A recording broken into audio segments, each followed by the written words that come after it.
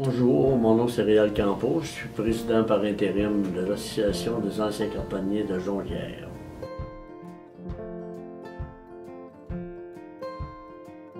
Je trouve le projet plaisant parce que c'est vrai que cette usine-là, il n'y a pas beaucoup de monde, je sais que personne n'a entendu parler, vous autres, vous n'avez pas entendu parler.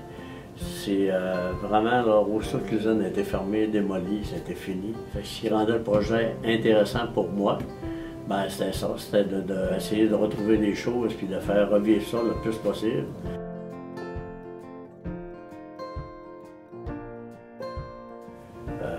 Le travail de ce temps-là, ce que les gens faisaient, les habitudes, leur façon de vivre, aller juste même à ce qu'ils mangeaient, puis ce qu'ils apportaient pour travailler, puis l'ambiance de travail qu'il y avait dans ces années-là.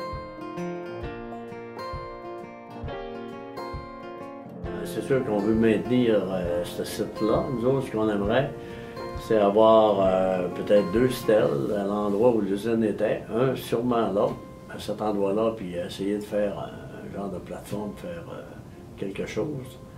Puis en avoir une de l'autre bord de la Rivière-au-Sable, au bout de la rue Damas.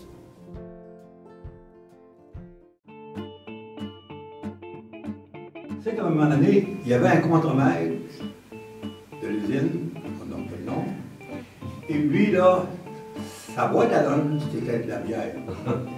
D'assaut. D'assaut. Alors, ce type-là, il rentrait en boisson. Puis c'est dangereux de rentrer en boisson à l'usine, là. Tu peux tomber dans une courroie, tu peux te surlucher Il y a des places à tomber. Il y avait des pits qu'on appelait, là. Pas trop protégé. Pas protégé du tout.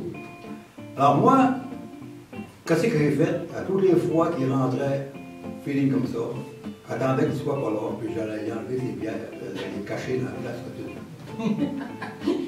Sauf qu'ils sont morts sur leur Et le gars, là, il réussissait à appeler sa famille, il y a quelqu'un qui venait y porter un sac. Dans le sac, il y avait encore des bières.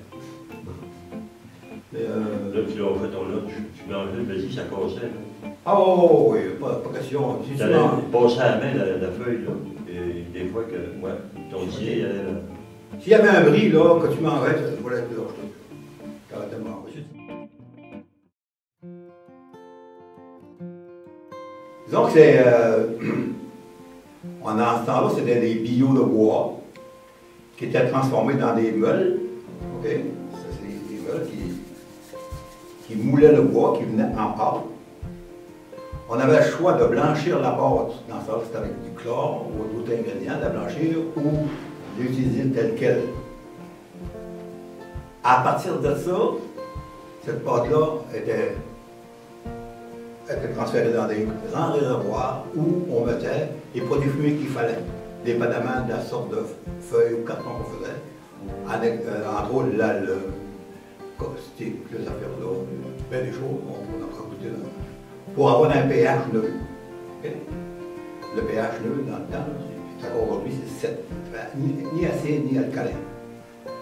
À partir de là, sur une machine à carton, c'était distribué en différentes sections qu'on appelait sur des cylindres. C'est une passe qui absorbait les fibres de 0,4% de consistance. Puis, l'eau traversait à travers cette passe-là, ce cylindre-là, et juste les fibres qui prenaient après. Puis, disons qu'on prend ça, ça c'était lui le cylindre, c'est trouvé. Il y avait un feu qui passait par-dessus avec un autre rouleau, on appelait ça un rouleau coucheur, pour sortir l'eau, pour que les fibres collent après le feu. Là, on avait une couche. On pouvait en avoir jusqu'à 7 couches quand même, ça formait une épaisseur. Alors, là, ça passait entre 2 feux, cette pâte-là, on appelait ça des pinces, pour enlever le maximum d'eau, de façon à que ça rentre dans des gros séchoirs à une consistance de 45. Et dans les séchoirs, à la sortie, c'était à 4% sec, 4 à 5% sec. Après ça, des séchoirs, on s'en allait dans les rouleaux glacer le carton, glacer la feuille, ça fait des galantes. Après ça, tu connais? Oh oui, c'est bon. Après ça, On suit la feuille. on prenait la feuille à sa largeur complète, on l'envoyait sur une coupeuse, pour la couper sur le long et sur la largeur, dépendamment quelques clients voulaient avoir comme dimension. Grosso modo, là, c'est la façon dont ça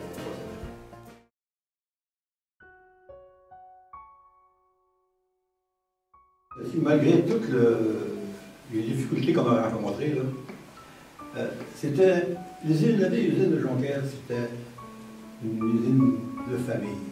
C'était très familial, en ce sens que même s'il y avait des petits accrochages, là, on s'aimait tous l'un et l'autre sans se le dire.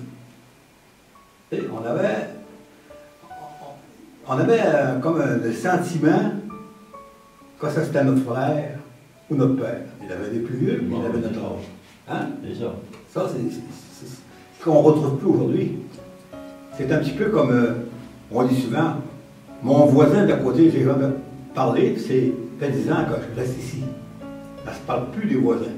Mais dans le cas de la vieille usine de Jonquière, ce que je retire, c'était très familial et on prenait goût à rencontrer certains travailleurs.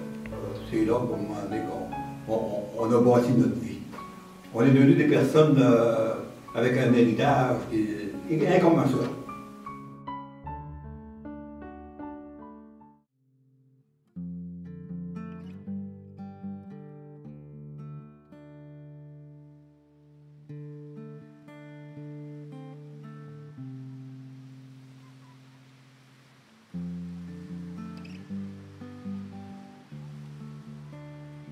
Je peux pas dire que je connais cette usine-là vraiment à fond. Ce que je sais, c'est des anecdotes, c'est des brides d'informations que j'ai eues, surtout quand on était à la pêche ensemble. Le pourquoi que je connais beaucoup d'informations comme ça, c'est que j'ai passé beaucoup de temps à pêche avec mon grand-père.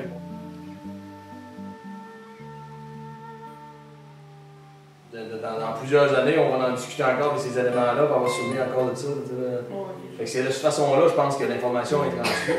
Et en plus de tout ce que éventuellement, quand on me pose des questions sur différentes choses, je vais y rappeler. C'est pour ça que c'est le fun d'avoir des photos. On a regardé des photos tantôt, puis garder des souvenirs vivants.